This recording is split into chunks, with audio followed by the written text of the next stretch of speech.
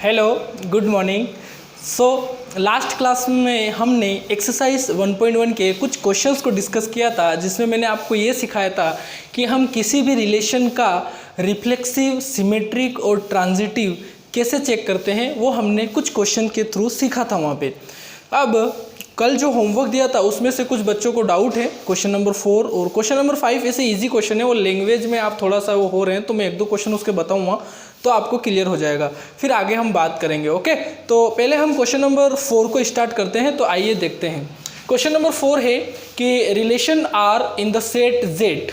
Okay, तो आप यहाँ से लिख सकते हो कि जो रिलेशन डिफाइंड है वो जेड टू जेड में डिफाइंड है, या आप ऐसे भी बोल सकते हो कि जो रिलेशन डिफाइंड है वो जेड से जेड में है ना, एक ही बात है। और जो आपको रिलेशन दिया है वो रिलेशन है the set of all x comma Y such that x minus y is an integer. ठीक है, ये एक रिलेशन दिया है। अब आप मुझे एक बताओ, एक बात बताओ कि ये जो रिलेशन आर होगा ये सबसेट होगा जेड कार्टेशियन जेड का, है ना, कार्टेशियन प्रोडक्ट होगा। मतलब ये जो रिलेशन होगा ये सबसेट होगा ना, मतलब आप जब रिलेशन जेड से जेड में डिफाइन है तो जब आप इनका कार्टेशियन प्रोडक्ट निकालोगे, मैंने बताया था, तो जो रिलेशन में यहाँ पे जो ऑर्डर्ड पेयर आएंगे वो इसी के तो सबसेट होंगे। अब आप मुझे बताओ कि इसका जो इंटीजर से कार्टेशियन प्रोडक्ट लोगे तो उसमें इनफाइनाइट ऑर्डर्ड पेयर आएंगे, क्योंकि ये इनफाइनाइट नंबर है, तो इनफाइनाइट ऑर्डर्ड पेयर आएंगे। और अब यहाँ पर भी हम ऐसे इनफाइनाइट नंबर ले सकते हैं जिनका डिफरेंस इंटीजर आए। तो इस कंडीशन में हम क्या करेंगे?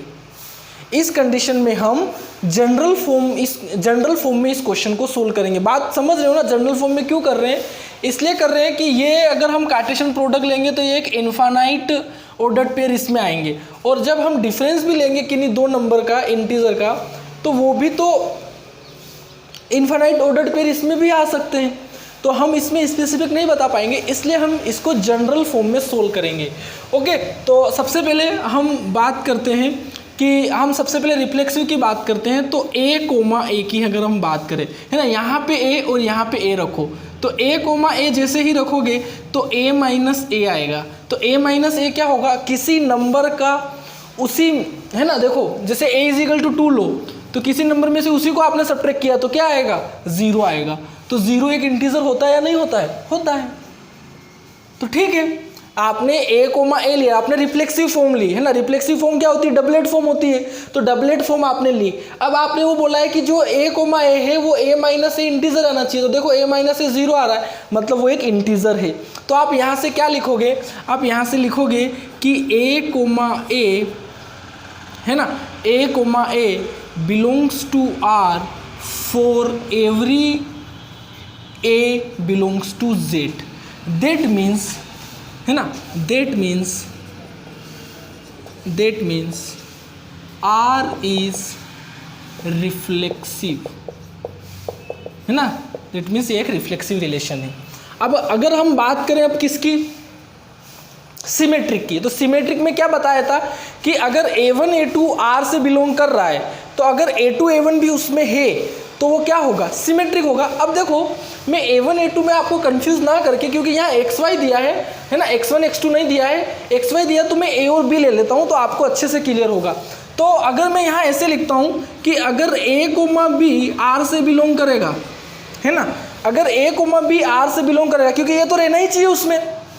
बात क्या बोलता है वो कि ए बी आर में है तो बी ए, मतलब A1 A2 आर में है तो A2 A1 आर में होना चाहिए सिमेट्रिक के लिए। तो अभी हमने A1 A2 की जगह ए बी ले लिया, मतलब है कि अगर ए बी आर में है तो बी ए भी आर में होना चाहिए सिमेट्रिक के लिए। तो पहले तो हम इसके लिए लिखेंगे कि अगर ए बी आर में है तो इसका मतलब है कि A minus B is an integer. तो ये सच भी है। क्यों? कि आप कोई भी दो नंबर ले लो, है ना, आप कोई भी दो नंबर ले लो, आप उनका डिफरेंस लोगे तो और वो नंबर इंटीजर ही होंगे। देखो वो सेट जो डिफाइंड है वो जेड से जेड में डिफाइंड है, मतलब जो सेट जेड है वो इंटीजर ही है। अब आप किन्हीं दो इंटीजर का डिफरेंस लोगे तो इंटीजर ही मिलेगा ना। कोई भी दो नंबर ले लो इंटीजर, उनका डिफरेंस लोगे तो इंटीजर ही मिलेगा। तो ये बात तो सच है। अब वो बोल रहा है कि आप ये बताओ कि क्या इसका रिवर्स, मतलब b माइनस ए, तो b minus A is an also integer.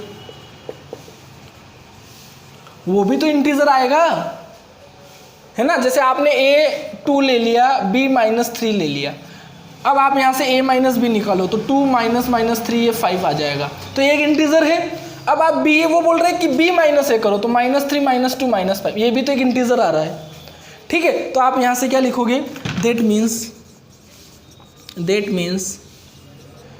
b, a है ना belongs to r, b, a belongs to r, so r is symmetric, ठीक है। अब हम बात करेंगे किसकी, ट्रांजिटिव की। किसकी बात करेंगे, ट्रांजिटिव की। तो ट्रांजिटिव में हम क्या लिखते हैं कि a1 a2 भी R में है और a2 a3 भी R में है, तब a1 a3 होना चाहिए। तो हम उसको ab में लिख दें कि अगर ab R में है और bc भी R में है ना, ये दोनों तो सेम होते हैं ना जैसे, तो AC होना चाहिए। तो इसका क्या मतलब हुआ कि AB R में है, इसका मतलब हुआ कि a minus B is an integer, तो वो तो होगा, है ना। अगर किन्हीं दो नंबर का, किन्हीं दो इंटीजर का आप डिफरेंस लोगे तो इंटीजर ही आएगा। और फिर b, c के लिए भी b minus C is an integer. तो ये करोगे तो वो बोल रहा है कि a माइनस सी भी इंटीजर आएगा। आप क्या करो, इन दोनों को ऐड कर दो, है ना। आप अगली स्टेप में लिखना, इन दोनों को अगर ऐड करोगे यहाँ से, है ना, इन दोनों को अगर ऐड करोगे तो यहाँ से आपको क्या मिलेगा, a minus B plus B minus C, तो माइनस बी से प्लस बी कटेगा तो ये a माइनस सी आएगा। तो ये भी एक इंटीजर है, ये भी एक इंटीजर है, तो इनका डिफरेंस भी क्या आएगा, इंटीजर आएगा। तो a minus C is an also integer, तो ये भी एक इंटीजर आएगा। इसका क्या मतलब हुआ कि a, c belongs to r, तो a, c भी रिलेशन r से बिलोंग करेगा। इसका क्या मतलब हुआ, इसका ये मतलब हुआ कि a, b belongs to r है and b, c belongs to r है, implies that a, c belongs to r, that means r is transitive। तो ये रिफ्लेक्सिव भी है, सिमेट्रिक भी है और ट्रांजिटिव भी है। हमने इसको जनरल फॉर्म में सोल्व किया है, आप कोई नंबर लेके भी बता सकते हैं, बट यहाँ पे क्या है कि वो जो सेट है वो भी इनफाइनाइट सेट दिया गया है। यहाँ पे भी कुछ हमारे ऑर्डर्ड पेयर बन नहीं रहे हैं ना, फाइनाइट ऑर्डर्ड पेयर नहीं बनेंगे। तो हमने इसको जनरल फॉर्म में सोल्व किया कि डबलेट फॉर्म होती है रिफ्लेक्सिव के लिए, तो अगर हम इसका डिफरेंस लेंगे इस कंडीशन के हिसाब से तो वो 0 आएगा, वो इंटीजर है, इसका मतलब है कि ये फॉलो कर रहा है तो ये रिफ्लेक्सिव होगा। फिर a, b belongs to r, ये हमें पता रहता है, तो a माइनस बी इंटीजर आएगा। तो क्या b माइनस ए इंटीजर आएगा, क्या आएगा, तो वो सिमेट्रिक भी है। अब हम बोल रहे हैं कि a माइनस बी इंटीजर होगा, b माइनस सी भी इंटीजर होगा, तो क्या a माइनस सी इंटीजर होगा, तो a माइनस सी भी इंटीजर होगा। तो इस कंडीशन में वो ट्रांजिटिव भी होगा। ओके, तो ऐसे हमें क्वेश्चन नंबर 1 के 4th पार्ट को डील करना है। क्वेश्चन नंबर 5 में एक्चुअली है कुछ नहीं, है ना, सारा लैंग्वेज का खेल है, आपको समझना है। फिर भी मैं 1-2 क्वेश्चन उसके बता देता हूँ, पहले आप इसको नोट करो। चलो इस टाइप के क्वेश्चन में हम देख लेते हैं। क्वेश्चन नंबर 1 के 5th पार्ट में जो ए पार्ट है, relation R in the set A. तो जो सेट ए आपको जो गिवन है, सॉल्यूशन में यहाँ से कर रहा हूँ। ओके, जो ए पार्ट है ये सॉल्यूशन में इंक्लूड है। जो ए है वो set of human in A town. Okay, ये आपको एक सेट दिया गया है कि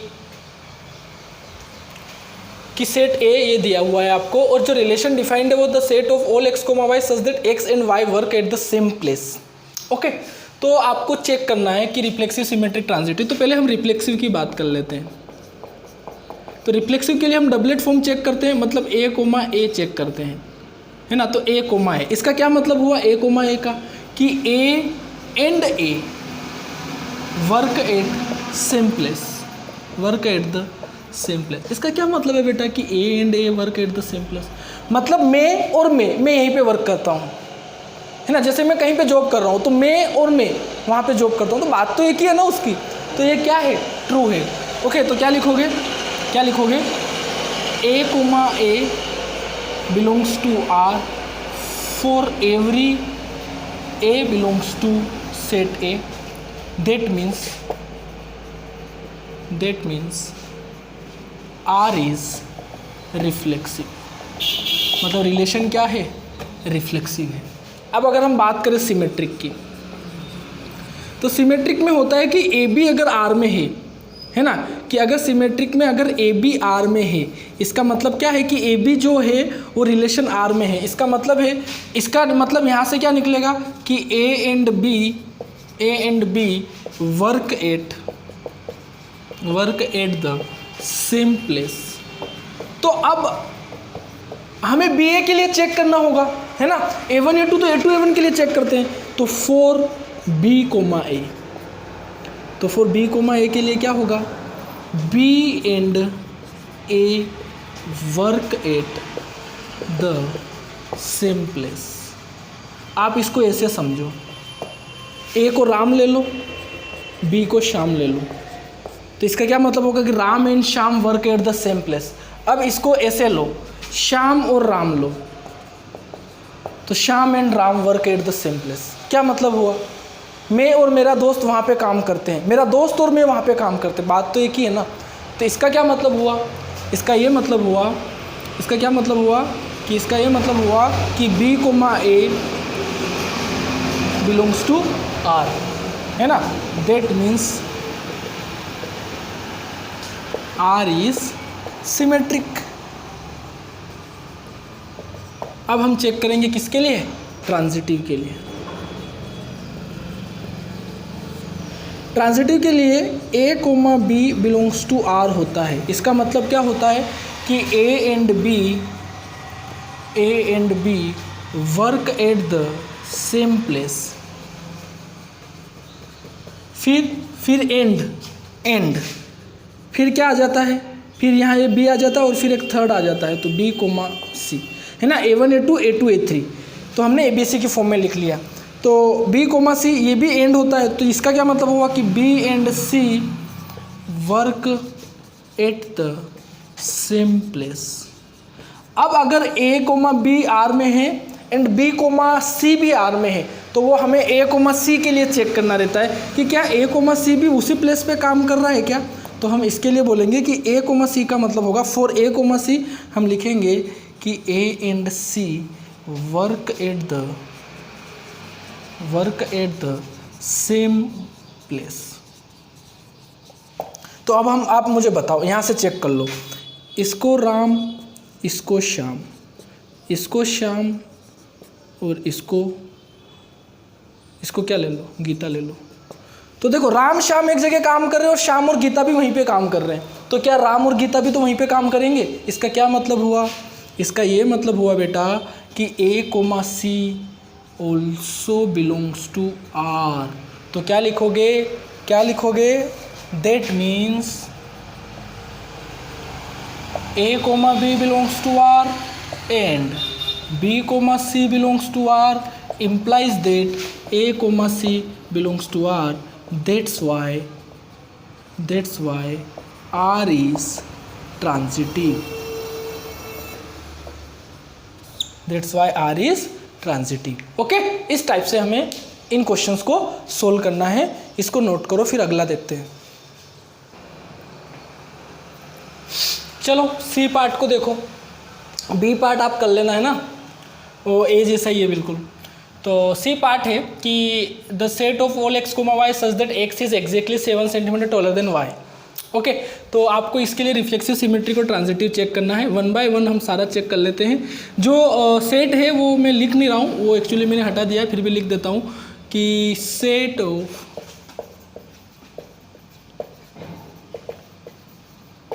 इन अ टाउन।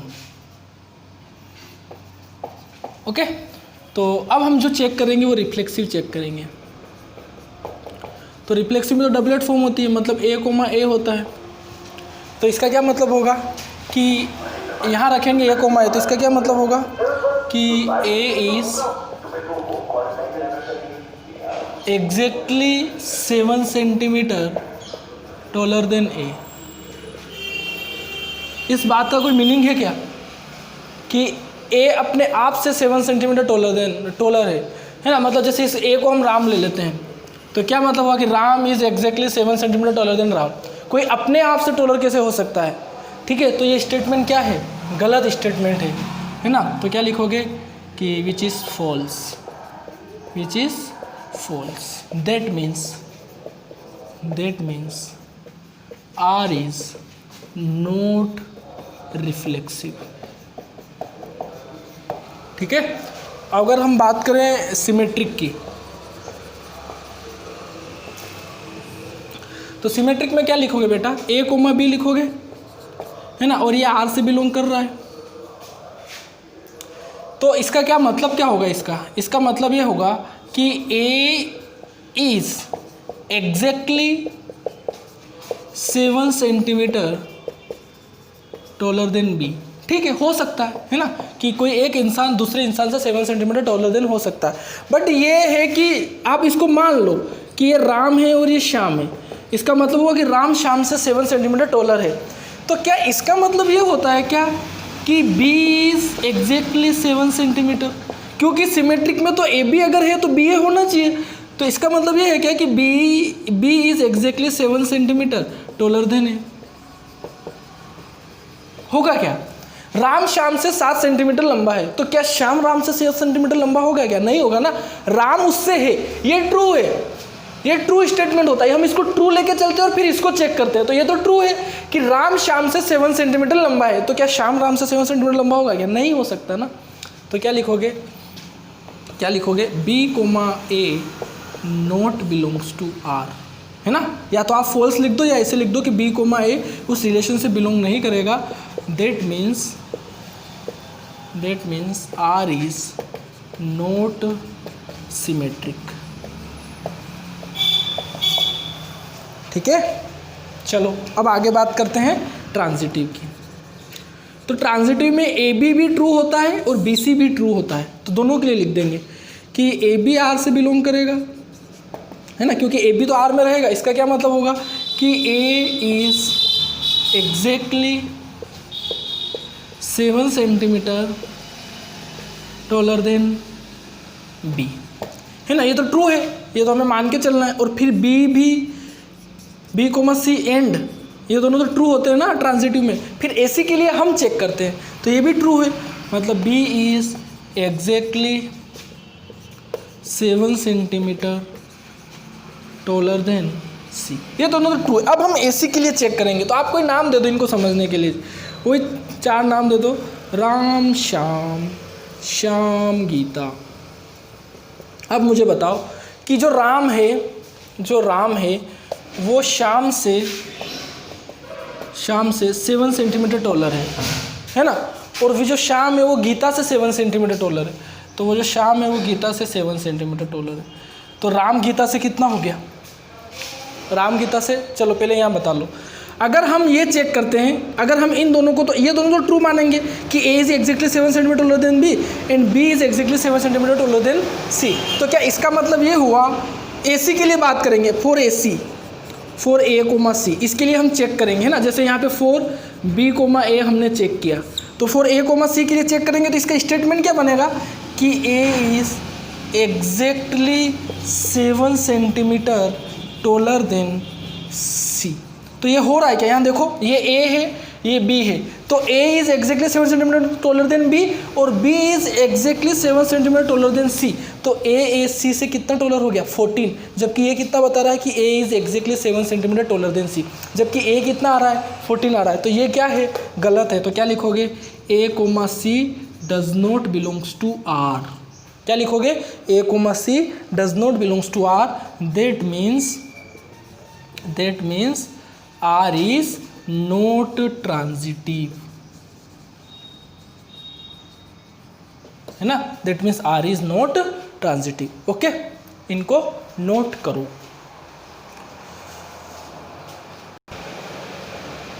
ओके, सो बेटा डी पार्ट देखो। डी पार्ट वही है कि the set of all x comma Y such that X is a wife of Y. Okay, और सेट वही ह्यूमन बीइंग दिया हुआ है टाउन में। ओके, तो रिफ्लेक्सिव की बात करते हैं पहला बेटा। क्या रिफ्लेक्सिव की बात करते हैं, तो क्या लिखेंगे रिफ्लेक्सिव में कि ए कोमा ए, इसका क्या मतलब हुआ कि ए इज वाइफ ऑफ ए। इसका क्या मतलब हुआ कि कोई अपने खुद की वाइफ है। ये कैसे हो, ये हो कैसे सकता है ना। आप मुझे बताओ कि आप कोई भी जेंडर ले लो यहाँ पे, है ना। देखो सेम तो रहेंगे ना, दोनों सेम ही रहेंगे कि अगर आपने ये राम लिया तो ये भी राम लोगे, अगर ये गीता लिया आपने तो ये भी गीता लोगे। तो अब आप यहाँ से पढ़ो, Ram is wife of Ram. अगर आप गीता लेते हो तो Gita is wife of Gita, है ना। तो ये हो सकता है क्या? ये नहीं हो सकता, ओके, है ना। कोई अपने खुद की वाइफ कैसे हो सकता है? ठीक है, तो ए इज़ वाइफ ऑफ ए, इसका मतलब तो ये आया। तो यहाँ से आप क्या लिखोगे? यहाँ से आप लिखोगे कि A comma A does not belongs to R, या आप ऐसे लिख सकते हो कि विच इज़ नॉट पॉसिबल, है ना। ये पॉसिबल ही नहीं है कि एक इंसान अपने खुद की वाइफ हो, विच इज़ नॉट पॉसिबल, ठीक है ना। A is wife of A, ये पॉसिबल ही नहीं है। तो ए कोमा ए रिलेशन से बिलोंग ही नहीं करेगा। That means R is not reflexive, that means R is not reflexive, okay बेटा। और हम बात करेंगे किसकी? सिमेट्रिक की, ठीक है। तो सिमेट्रिक में हम ए बी लेते हैं ना कि ए बी आर से होगा, तो इसका क्या मतलब हुआ? ए बी आर से होगा मतलब कि ए बी रिलेशन आर में होगा। तो इसका क्या मतलब हुआ कि A is wife of B, ये हो सकता है ना, क्योंकि दोनों अलग अलग है ना। तो A is wife of B मतलब बी की वाइफ ए हो सकती है, ठीक है। तो क्या इसका मतलब फिर आप बी ए के लिए चेक करोगे तो फॉर बी कोमा ए, तो बी कोमा ए के लिए यहाँ नहीं लिखोगे कि आर से बिलोंग करेगा, चेक करने के बाद लिखोगे। तो फॉर बी कोमा ए के लिए चेक करोगे तो इसका क्या मीनिंग आएगा कि बी इज़ वाइफ ऑफ ए। अब देखो ये तो ट्रू है ना हमारे रिलेशन के हिसाब से, और आ क्या रहा है कि A is wife of B, तो ए का जेंडर फीमेल है और ये मेल ले लो, है ना, क्योंकि A is wife of B मतलब Geeta is wife of Ram. तो क्या इसका मतलब ये हुआ क्या कि Ram is wife of Geeta? हुआ क्या? मुझे बताओ आप। आपने यहाँ पे लिखा A is wife of B, और ये तो रिलेशन से बिलोंग करता है क्योंकि हमें पता है कि A comma B belongs to R, मतलब A1 A2 belongs to R है। तो A2 A1 के लिए चेक करते हैं, तो ये तो ट्रू है ना। तो हमने इसको ट्रू लिख लिया कि A is wife of B, तो Gita is wife of Ram. तो क्या इसका मतलब ये हुआ कि Ram is wife of Geeta? नहीं हुआ ना, हो ही नहीं सकता ना, क्योंकि ये मेल है, ओके। तो इसको ये भी क्या है, ये भी क्या है, यहाँ क्या लिखोगे? B comma A does not belong to R, या लिख सकते हो विच इज़ फॉल्स, ओके, ऐसे भी लिख सकते हो। That's why R is not symmetric, okay. अब अगर हम बात करें किसकी? ट्रांजिटिव की। ये बहुत इंटरेस्टिंग है ट्रांजिटिव, आपको समझना होगा थोड़ा ध्यान से, यहाँ पे बात सुनना मेरी। ये आप लिखोगे कि A comma B belongs to R, है ना, ये तो ट्रू भी होता है, A comma B belongs to R. तो पॉसिबल भी देखना है कि ये पॉसिबल हो पा रहा कि नहीं जनरल लाइफ में, है ना, रियल लाइफ में ये पॉसिबल हो पा रहा है कि नहीं। ये पॉसिबल भी है कि A comma B belongs to R मतलब A is wife of B, तो ये पॉसिबल है कि ए बी की वाइफ होगी। बट फिर अलग नहीं हो सकता ना, फिर बी ए की वाइफ कैसे हो सकता है? जब ए बी की वाइफ है तो बी ए की वाइफ कैसे हो सकता है? ये रियल लाइफ में पॉसिबल है क्या? नहीं है, स्टेटमेंट ही गलत है, तो ये होगा ही नहीं। अब ऐसे ही आपको यहाँ पे भी चेक करना है कि A comma B belongs to R, इसका मतलब है कि A is wife of B, A is wife of B, तो ये सही भी है ना, कि A is wife of B, ठीक है। अब आप चेक करोगे बी कोमा सी, ये मेन है, तो आप यहाँ तो लिख दोगे क्योंकि ये दोनों तो ट्रू होते हैं, बट ये पॉसिबल है कि नहीं ये भी तो देखो आप, कि बी कोमा सी मतलब बी इज़ वाइफ ऑफ सी, ये कैसे हो सकता आप मुझे बताओ। यहाँ पे तो ए है, वो बी की वाइफ है, और फिर यहाँ पे तो बी मेल है और यहाँ पे बी फीमेल आ गया, है ना। यहाँ पे तो ए, चलो मैं ऐसे बता देता हूँ आपको कि ये राम है, ये गीता है और ये राम है, तो Gita is wife of Ram. अब वो बोल रहा है कि Ram is wife of C कोई भी ले लो, तो ऐसे हो सकता है क्या? तो ये तो स्टेटमेंट ही गलत है ना, मतलब ये स्टेटमेंट रिलेशन में एग्जिस्ट ही नहीं कर रहा है, ये स्टेटमेंट रिलेशन में एग्जिस्ट ही नहीं कर रहा है। तो यहाँ लिखोगे कि B comma C does not belong to R, ये है ही नहीं रिलेशन में। तो मैंने क्या बोला था कि अगर ए बी है बट बी सी रिलेशन में है ही नहीं तो हम ए सी की बात ही नहीं करेंगे। मैंने क्या बोला था कि अगर ए बी तो रिलेशन में है बट बी सी रिलेशन में है ही नहीं तो हम ए सी की बात ही नहीं करेंगे, मतलब वो ट्रांजिटिव को इफेक्ट नहीं करेगा। तो आप यहाँ से क्या लिखोगे कि आर इज ट्रांजिटिव। ये ट्रांजिटिव क्यों हुआ ये समझ में आया ना, इसलिए हुआ कि ए बी तो आर से बिलोंग कर रहा है बट बी सी आर में है ही नहीं, बी सी रिलेशन में है ही नहीं, तो आप ए सी की बात ही नहीं करोगे। अब आप ए सी की बात ही नहीं कर रहे हो, है ना, तो वो ट्रांजिटिव को इफेक्ट ही नहीं करेगा। इसका मतलब है कि वो रिलेशन क्या होगा, ट्रांजिटिव होगा। ओके, तो this is D part. E part देखो मैं आपको ओरली ऐसे ही बता देता हूँ। ई पार्ट है X is father of Y, है ना, ई पार्ट में X is father of Y. तो यहाँ क्या लिखोगे, ए कोमा है, A is father of A. कोई अपने आप का पिता कैसे हो सकता है ना, यही तो हो रहा है यहाँ से मीनिंग। ए कोमा है, एक ए इज फादर ऑफ ए, तो कोई अपने आप का पिता कैसे हो सकता है, ठीक है। तो इसका मतलब ये स्टेटमेंट क्या है, फॉल्स। तो A comma A does not belong to R, that means this is not possible, so that means R is not reflexive. ये हो गया। अब आप सिमेट्रिक की बात करोगे तो यहाँ लिखोगे कि A comma B belongs to R, तो यहाँ लिखोगे कि A is father of B, हो सकता है A is father of B. तो अब उसका मीनिंग, उसका जब आप बी कोमा ए के लिखोगे तो बी इज फादर ऑफ ए हो सकता है क्या, है ना। जैसे मान लो कि ये राम है और ये श्याम है ना, और ये फादर हो गए, तो A is father of B, मतलब जो ए और बी के पिताजी हैं, तो क्या बी ए के पिताजी हो सकते हैं क्या, मतलब फिर श्याम ए का पिताजी हो सकता है क्या, नहीं हो सकता। तो ये भी क्या है, फॉल्स है। तो ये भी क्या नहीं है, सिमेट्रिक नहीं है। अब आप यहाँ पे थोड़ा सा देखो, यहाँ पे देखो, यहाँ पे A comma B belongs to R का मतलब क्या होगा कि A is father of B, है ना, कि ए बी के पिताजी हैं। तो B comma C belongs to R, इसका क्या मतलब होगा, इसका क्या मतलब होगा कि B is father of C, हो सकता है। देखो यहाँ पे ए है वो बी के पिताजी है ना, ए इज फादर ऑफ बी, और फिर B is father of C, हो सकता है ना। देखो आप, ए बी के पिताजी है और फिर बी सी के पिताजी है, तो हो सकता है ना। तो फिर यहाँ से क्या होगा, तो फिर यहाँ से आप ए कोमा सी चेक करोगे, तो ए कोमा सी चेक करोगे, तो ए कोमा सी यहाँ से क्या लिखोगे कि ए इज फादर ऑफ सी, जबकि सी के फादर कौन है, बी है, और ये क्या बोल रहा है कि ए सी के फादर है, तो ये क्या है, फॉल्स है। सो विच इज फॉल्स। तो आर इज नॉट ट्रांजिटिव। ये कौन सा पार्ट है, ई पार्ट है। ओके, तो इस टाइप से आपको ये क्वेश्चन नंबर 4 और क्वेश्चन नंबर 5 के पांचों पार्ट डील करने हैं।